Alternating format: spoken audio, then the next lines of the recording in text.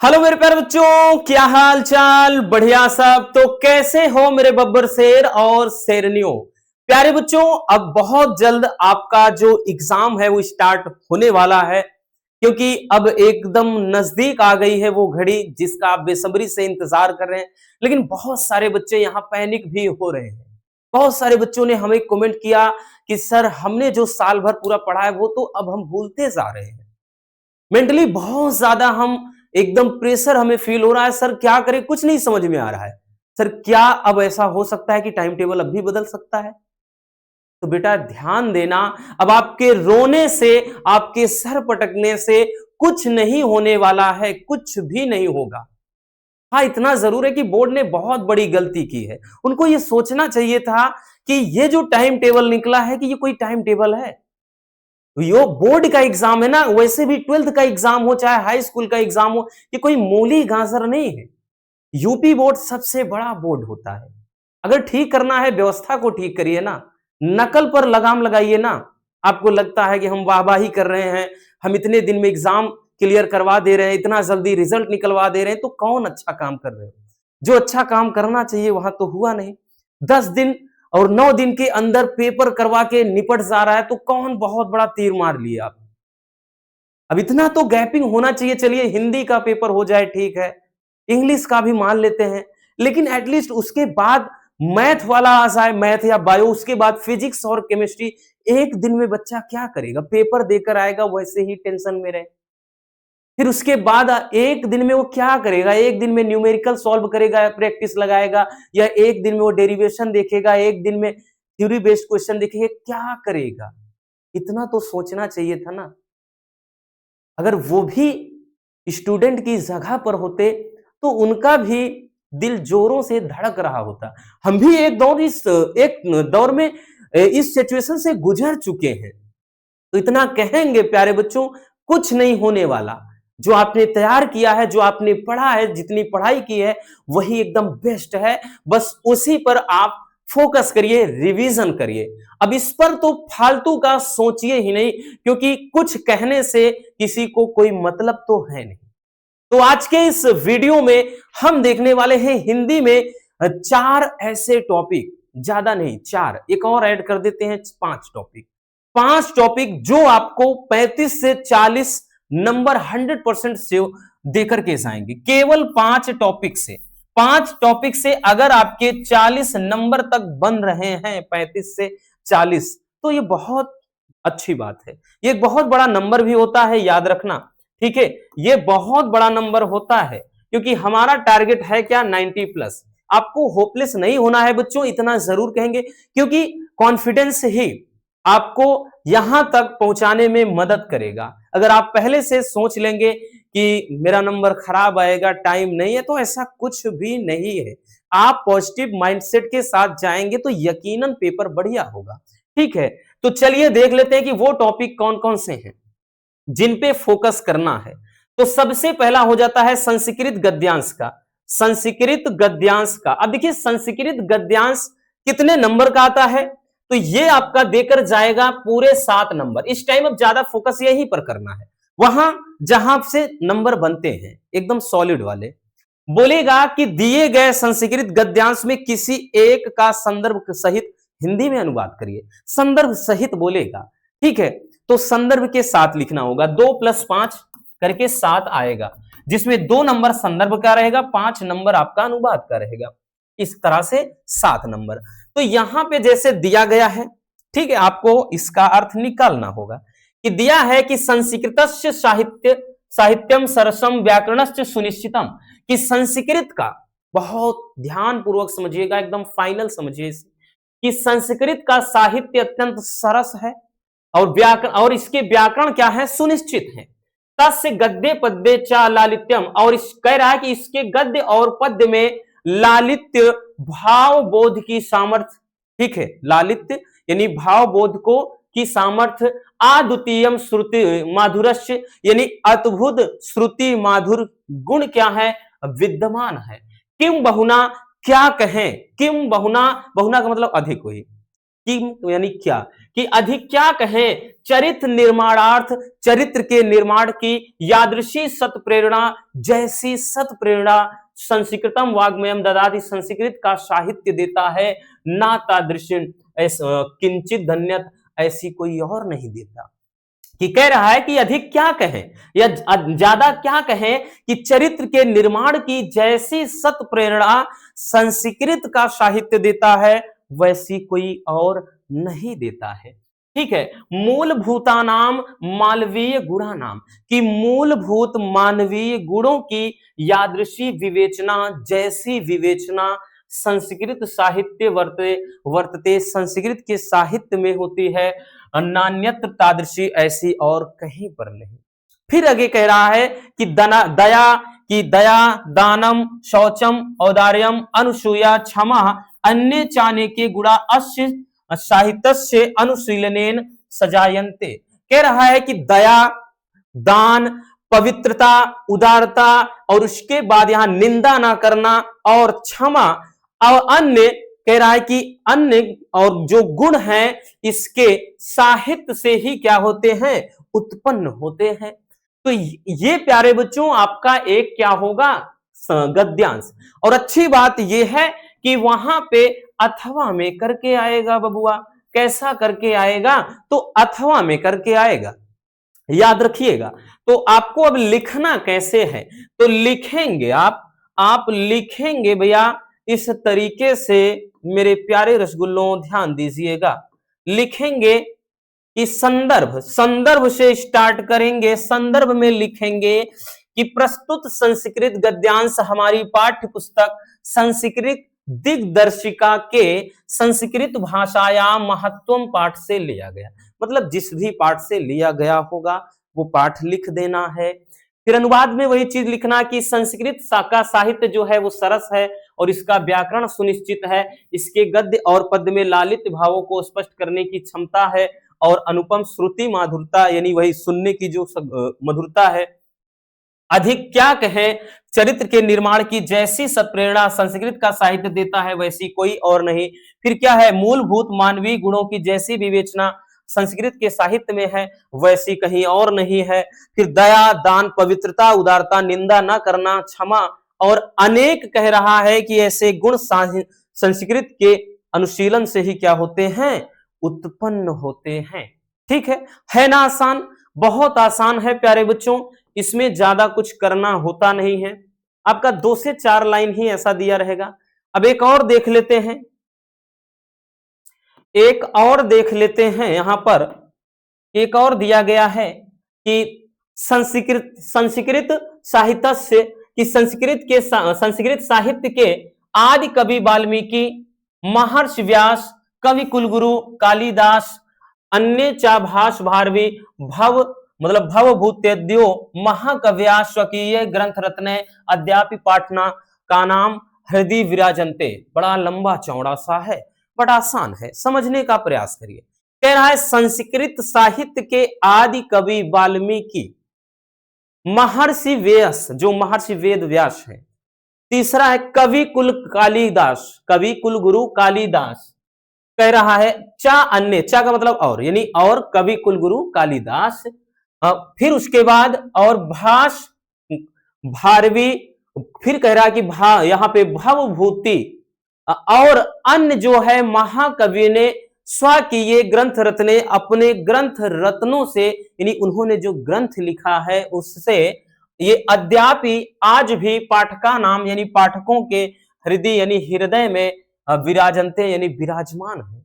कहने का अर्थ यह है कि यहां पे कह रहा है कि संस्कृत साहित्य के आदि कवि वाल्मीकि, महर्षि वेदव्यास, कवि कुलगुरु कालिदास और अन्य कवि जैसे भास, भारवी, भवभूति आदि जो महाकवि हैं, ये अपने ग्रंथ रत्नों के द्वारा आज भी पाठकों के, यानी जो पढ़ने वाले हैं, इनके ग्रंथ रत्न जो पढ़ने वाले हैं, उनके हृदय में आज भी ये विराजमान है, बसते हैं। फिर कह रहा है कि इयम भाषा अस्माभि मातृ सम्माननीय वंदनीय चा, कि ये भाषा हमारे माता के समान सम्माननीय और क्या है, वंदनीय है। यह तो क्योंकि भारत मातो स्वतंत्रम, क्योंकि भारत माता की स्वतंत्रता, गौरव, अखंडता, ठीक है, और सांस्कृतिक एकता संस्कृत के द्वारा ही सुरक्षित क्या रहे, मतलब रह सकती है। क्योंकि कह रहा है यतो का मतलब क्योंकि, क्योंकि भारत माता की जो स्वतंत्रता है, गौरव है, अखंडता है, सांस्कृतिक एकता है, वो संस्कृत के द्वारा ही सुरक्षित रह सकती है। फिर आगे लिखा है कि इयम भाषा संस्कृत सर्वासु, मतलब इयम संस्कृत भाषा सर्वासु भाषा प्राचीनता श्रेष्ठा चा अस्ति। फिर कह रहा है कि यह संस्कृत भाषा सभी भाषाओं में सबसे क्या है, प्राचीन और श्रेष्ठ है। आगे लिखेंगे ततः सुसुप्तम, अर्थात ठीक ही, क्या है, ठीक ही कहा गया है कि भाषासु मुख्या मधुरा दिव्या गिरवाणी भारती इति, अर्थात ठीक ही कहा गया है कि भाषाओं में मुख्य मधुर दिव्य जो भाषा है वो कौन सी भाषा है, संस्कृत भाषा है, अर्थात देववाणी। ठीक है, तो ये हो जाता है। अब अर्थ लिखना कैसे है, तो वही चीज भैया, कैसे लिखेंगे प्यारे बच्चों, लिखेंगे संदर्भ में ऐसे कि संदर्भ में लिखेंगे प्रस्तुत संस्कृत गद्यांश, यहाँ पे संस्कृत दिग्दर्शिका के संस्कृत भाषाया महत्वम पाठ से लिया गया है। ठीक है ना, उस चैप्टर में दोनों ये काफी इंपॉर्टेंट है, इसलिए हमने लिख लिया। जिस भी चैप्टर से होगा आप वहां लिख लीजिए, ठीक, जरूरी ना है। अब यहाँ पे देखिए इसके अर्थ में हमने क्या बताया, अर्थ में पूरा जो बताया एकदम स्पष्ट वही अर्थ में बताया ना कि संस्कृत साहित्य के आदि कवि वाल्मीकि, महर्षि व्यास, कवि कुलगुरु कालिदास और दूसरे कवि जो भास, भारवी, भवभूति आदि महाकवि अपने ग्रंथों के द्वारा आज भी पाठकों के हृदय में विराजमान है। यह भाषा हमारे माता के समान क्या है, आदरणीय और वंदनीय है, क्योंकि भारत माता की जो स्वतंत्रता है, गौरव है, अखंडता है और सांस्कृतिक एकता संस्कृत से ही सुरक्षित रखी जा सकती है। यह संस्कृत भाषा सब भाषाओं से प्राचीनतम और श्रेष्ठ है, इसलिए यह ठीक कहा गया है कि संस्कृत भाषा सब भाषाओं में मुख्य, मधुर और दिव्य है। ठीक है, तो ये हो जाता है। इस तरीके से आपको बहुत सरल शब्दों में लिख देना है, इसको नोट कर लीजिए।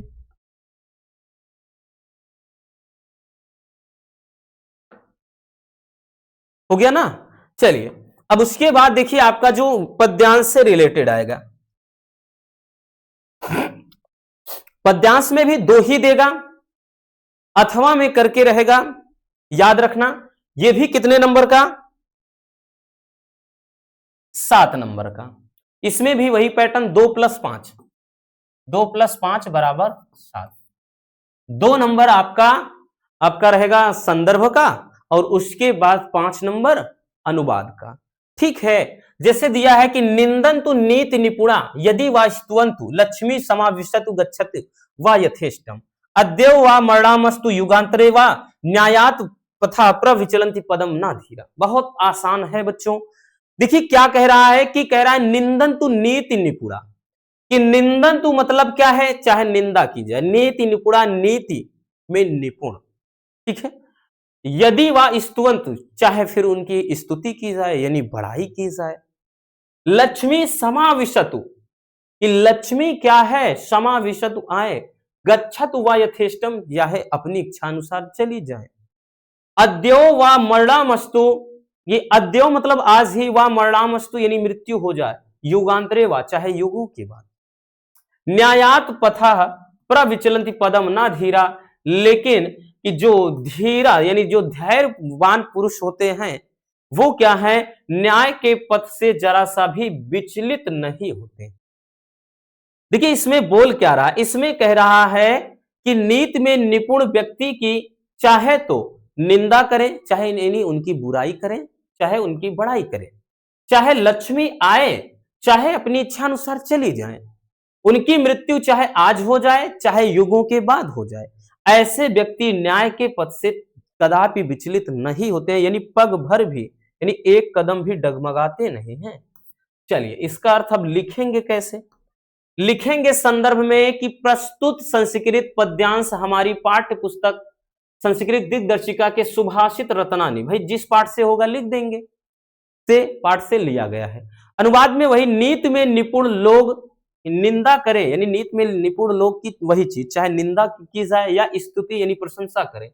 लक्ष्मी आए या अपनी इच्छा अनुसार चली जाए, चाहे आज ही उनकी मृत्यु हो या युगों के बाद हो, धैर्यशाली जो पुरुष होते हैं न्याय के पथ से वो पग भर भी यानी ये एक कदम भी क्या है विचलित नहीं होते हैं। ठीक है, नोट कर लीजिए जल्दी से।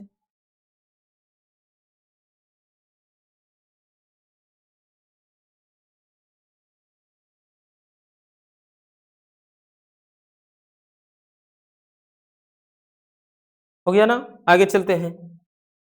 अगला देखते हैं, ये वाला बहुत ज्यादा पूछा जाता है, बहुत बहुत बहुत ज्यादा, थोड़ा बहुत नहीं बहुत ज्यादा, वेरी वेरी इंपॉर्टेंट, इसको समझ लीजिए, 100 में 100% फिक्स है। ये मान के चलिए अगर जैसे 10 सेट हिंदी का बन रहा है ना, तो इसमें कम से कम 6 से 7 में तो फिक्स है दे ही देगा, अथवा में आता है, इतना ज्यादा महत्वपूर्ण है।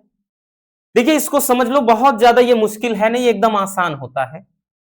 देखिए क्या कह रहा है कि ना में रोचते भद्रम व उलुकस्या राज मतलब उलुकस्याभिनेचनम आक्रुद्यस्य मुखम पश्य कथम क्रुद्यो भविष्यति। देखिए इसमें क्या कह रहा है कि ना में रोचते भद्रम व उलूकस्याभिनेचनम, कि ये जो तुम्हारा राज मतलब उल्लू का राज्याभिषेक करना मुझे बिल्कुल पसंद नहीं, तुम्हारा उल्लू का राज्याभिषेक करना मुझे बिल्कुल भी पसंद नहीं है।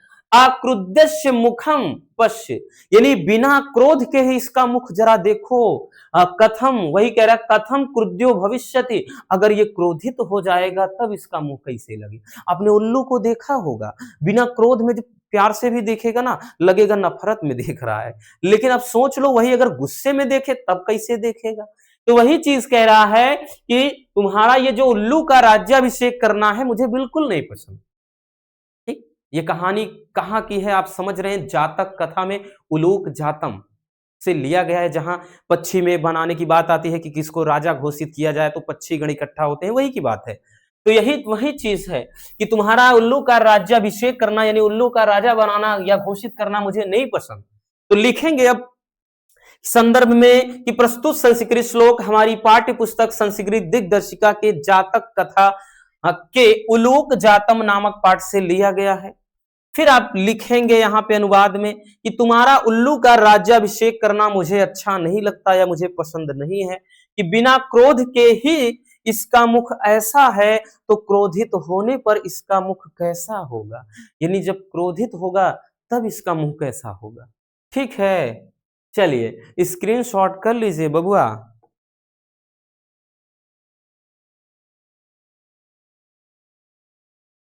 हो गया ना, आगे चलते हैं नेक्स्ट क्वेश्चन पे। अब गद्यांश पे, अब आप कहेंगे गद्यांश पद्यांश कहां से आ गया, तो बबुआ आप गद्यांश पद्यांश यहां से आ गया। अभी तो संस्कृत गद्यांश और पद्यांश था, अब आपका जो काव्य जो गद्य साहित्य और काव्य साहित्य से होता है वहां से, और ये चीज हमने आपको बताया है इसके पहले भी।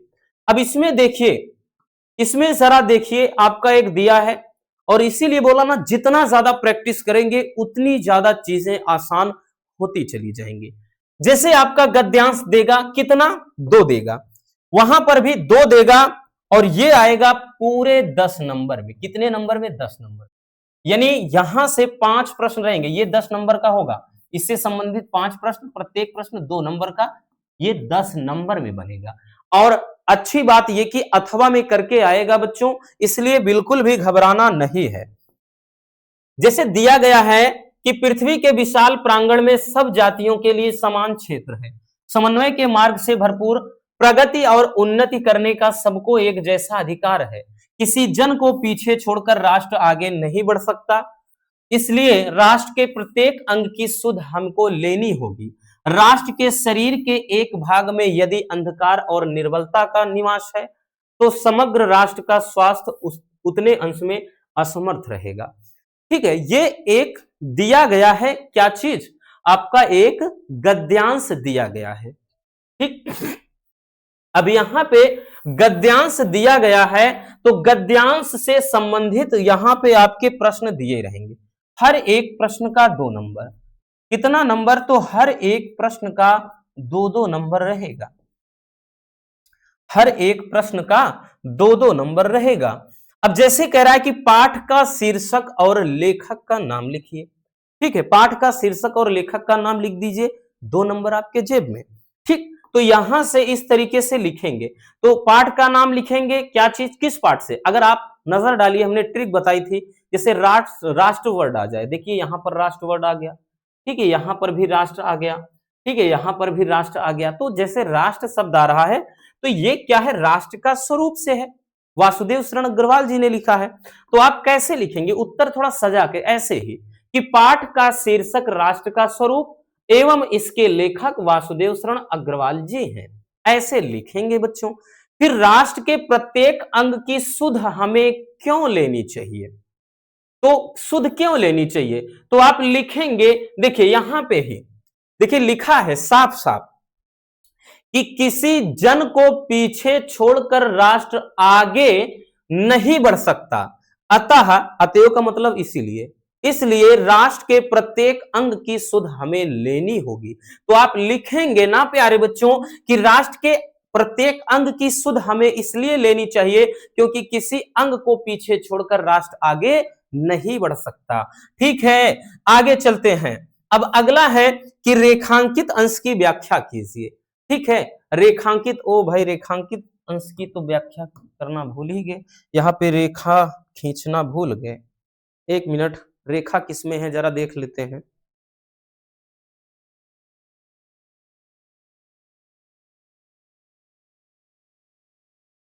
देखिए अगर रेखांकित बात करें, ठीक, इसमें यहां पे लिखा है समन्वय के मार्ग से भरपूर प्रगति और उन्नति का सबको एक जैसा अधिकार है। तो अगर इसको अपने शब्दों में लिखना चाहेंगे, तो इसको अपने शब्दों में लिखना चाहेंगे तो क्या लिखेंगे? यही लिखेंगे कि लेखक का कहना है पृथ्वी पर रहने वाले सभी लोग समान हैं और उन सब में आपस में समन्वय होना चाहिए। यानी जब तक आपसी तालमेल नहीं होगा तब तक वो एक जैसा, भाई क्या कहते हैं, तरक्की के मार्ग पे कैसे जाएंगे? आपसी तालमेल बहुत ज्यादा जरूरी है। तो वही चीज कह रहा है कि लेखक कहता है, एकदम सरल शब्दों में लिखना होगा बबुआ, कि लेखक कहता है पृथ्वी पर रहने वाले सभी लोग समान हैं, उन सब में आपस में समन्वय होना चाहिए और सभी को उन्नति के लिए समान अधिकार प्राप्त है। यानी हर एक व्यक्ति को उतना ही अधिकार प्राप्त है, किसी को कम और ज्यादा नहीं, याद रखिएगा। अब अगला है कि किसे, मतलब राष्ट्र किसे पीछे छोड़कर आगे नहीं बढ़ सकता? तो नजर डालिए कि किसी जन को पीछे छोड़कर राष्ट्र आगे नहीं बढ़ सकता। तो लिखेंगे कि राष्ट्र किसी जन को पीछे छोड़कर आगे नहीं बढ़ सकता। है ना आसान? बहुत आसान है बच्चों। अगला देखते हैं कि समन्वय के मार्ग से क्या प्राप्त हो सकता है। तो अभी बताया ना, यहां लिखा है समन्वय के मार्ग से भरपूर प्रगति और उन्नति करने का अधिकार एक जैसे। तो समन्वय के मार्ग से भरपूर क्या है? प्रगति और उन्नति मिल जाएगा। तो लिखेंगे आप लिखेंगे कि समन्वय के मार्ग से सभी को प्रगति और उन्नति का अधिकार प्राप्त है। ठीक है, तो ये इंपॉर्टेंट है, ये इंपॉर्टेंट है, इसको जरा स्क्रीनशॉट कर लीजिए।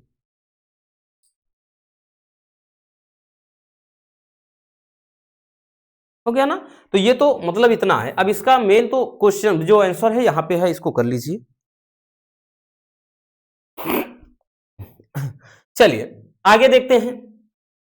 अब जो पद्यांश वाला आएगा, ठीक है, ये तो केवल आपको समझना है, हमने समझाने के लिए बता रहे हैं। बाकी भी ज्यादा से ज्यादा ये प्रैक्टिस पर निर्भर करना है आपको। नहीं तो एक महा मैराथन वीडियो जल्द ही आने ही वाली है जिसमें सब कुछ निपटा देंगे, पूरा A to Z, पूरा का पूरा पेपर का पैटर्न होने वाला है। ठीक है, जल्दी ही वीडियो आने वाली है। और जो पद्यांश आएगा ये भी कितने नंबर का आएगा? 10 नंबर का।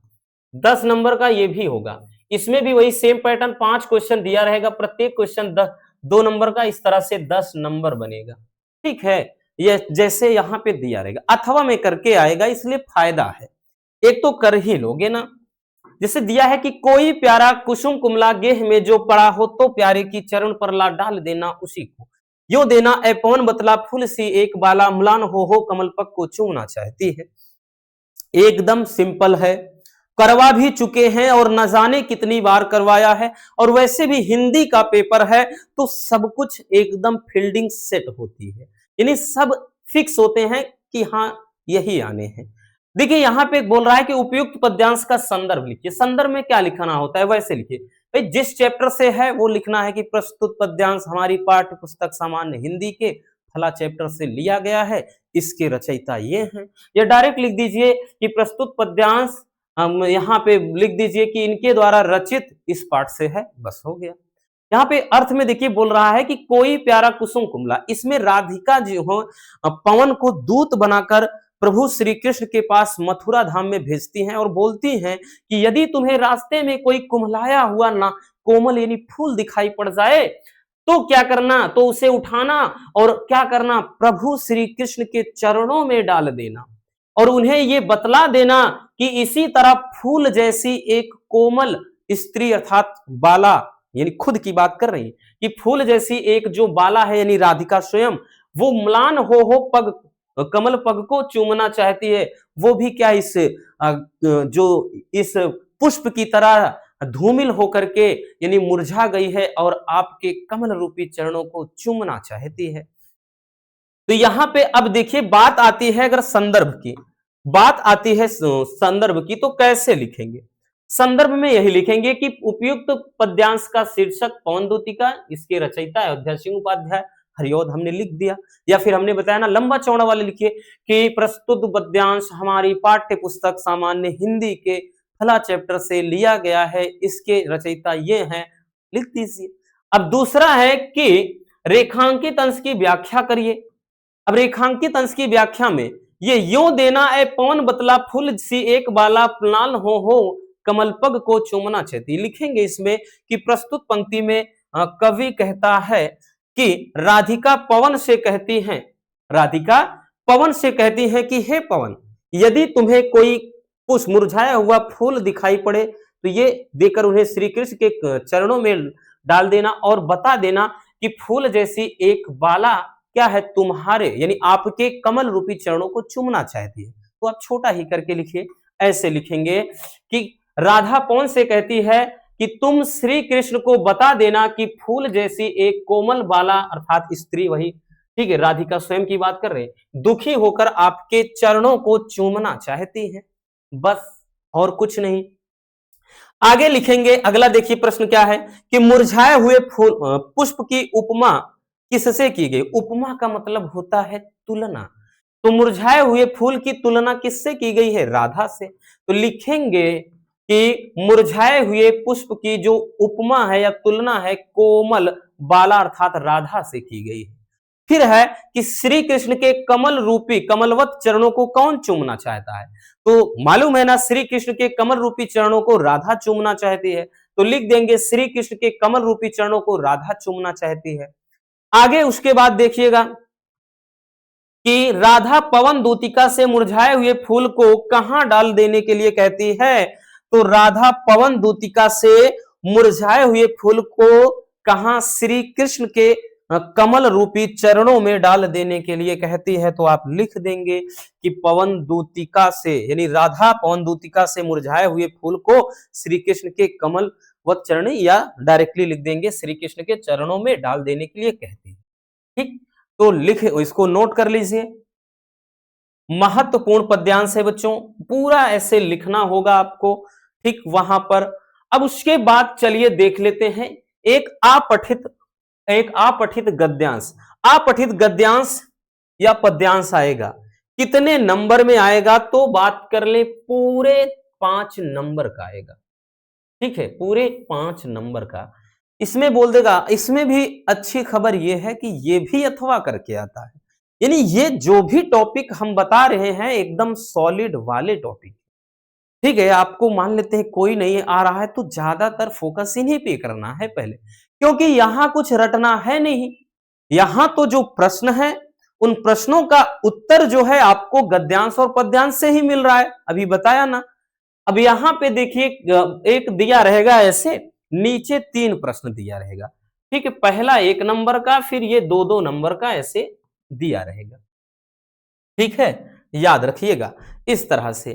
तो चलिए देखिए, एक ऐसे दिया रहेगा कि लिख, यहां पर एक दिया है, जैसे समझते हैं कि आज से कई वर्ष पहले गुरुदेव के मन में आया कि कहीं शांति निकेतन को छोड़कर कहीं अन्यत्र चले जाएं। स्वास्थ्य बहुत अच्छा नहीं था, शायद इसलिए या पता नहीं क्यों तय पाता कि वे श्री निकेतन के पुराने 3 मंजिले मकान में रहे। शायद मौज में आकर यह निर्णय लिया हो। वे सबसे ऊपर के तल्ले में रहने लगे और उन दिनों क्या था, ऊपर तक पहुंचने के लिए लोहे की चक्करदार सीढ़ियां थी और वृद्ध और छीण वपु रविंद्रनाथ के लिए उस उस पर चढ़ सकना असंभव था। फिर भी बड़ी कठिनाई से उन्हें वहां ले जाया जा सका। अब ऐसा एक आपका क्या दिया रहेगा, गद्यांश दिया रहेगा। ज्यादातर गद्यांश ही आता है, जैसे 10 सेट अगर बना है तो मान के चलिए 10 सेट में से आपके 7 से 8 सेट में गद्यांश ही रहेगा, 1-2 में कभी कभार पद्यांश यानी कविता के तरीके से आ जाता है बस। तो जैसे अब क्वेश्चन दे दिया कि गुरुदेव शब्द का प्रयोग किसके लिए किया गया है, एक बच्चा भी कर सकता है, एक बच्चा भी कर सकता है, प्राइमरी वाला स्टूडेंट, अगर उसके अंदर थोड़ा सोचने समझने की क्षमता है। आपने पूरा पढ़ा और आपको एक वर्ड दिखाई पड़ा कि रविंद्रनाथ के लिए क्या था, बड़ा मुश्किल था वहां पहुंचना। तो ये गुरुदेव शब्द का प्रयोग किसके लिए किया गया, इन्हीं रविंद्रनाथ जी के लिए ही तो किया गया। तो यहां लिख देंगे कि रविंद्रनाथ। बट प्यारे बच्चों, आपको ऐसे ही नहीं लिखना, आप पूरा लिखेंगे ना। आप लिखेंगे गुरुदेव शब्द का प्रयोग रविंद्रनाथ जी के लिए किया गया। ठीक है। दूसरा कि गुरुदेव ने शांति निकेतन छोड़कर कहीं और रहने का मन क्यों बना लिया, क्यों, कारण क्या था, तो उनका यहां जाहिर सी बात है, पहले में ही देखिए स्वास्थ्य बहुत अच्छा नहीं था। तो सबसे बड़ी प्रॉब्लम तो यही थी कि उनका हेल्थ ठीक नहीं था। ठीक है, तो यहां पर लिखेंगे कि स्वास्थ्य अच्छा नहीं था, अच्छा नहीं था। तो लेकिन पेपर में अगर आ गया तो आप ऐसे छोटा छोटा नहीं लिखेंगे, मेन पॉइंट पूरा लिखना होगा मिला के, कि गुरुदेव ने शांति निकेतन छोड़कर कहीं और रहने का मन इसलिए बनाया क्योंकि उनका स्वास्थ्य अच्छा नहीं था, ऐसे लिखेंगे। अगला प्रश्न, उनके समीप तक पहुंचने में क्या कठिनाइयां थी, तो सबसे बड़ी कठिनाइयां क्या थी, तो उनके समीप तक पहुंचने के लिए, देखिए पहुंचने के लिए लोहे की चक्करदार सीढ़ियां थी। ठीक है, तो यहां पर क्या लिखेंगे कि लोहे की चक्करदार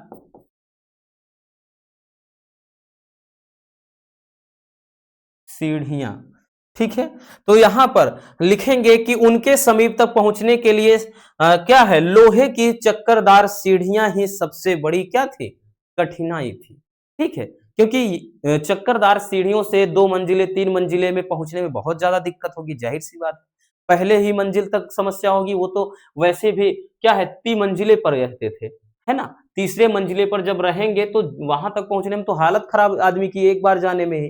तो इस तरीके से क्या होगा बच्चों, आपका एक अपठित गद्यांश देगा और यहां से 5 नंबर टोटल सब मिला ले अगर, तो मान के चलिए 35 से 40 नंबर तक क्वेश्चन आपको केवल 5 टॉपिक से ही मिल रहे हैं। तो 100 में अगर 5 टॉपिक से आपके 40 नंबर तक बन रहे हैं तो कितनी ये अच्छी बात होती है। ठीक है, तो बस आज के इस वीडियो में इतना ही, मिलते हैं किसी और शानदार टॉपिक के साथ। Love you, bye bye, take care. हाँ, अगर वीडियो पसंद आई हो तो प्यार से कमेंट कर दीजिएगा और इतना जरूर कहेंगे कि अपने दोस्तों तक भी इसे शेयर कर दीजिए, ठीक है ना।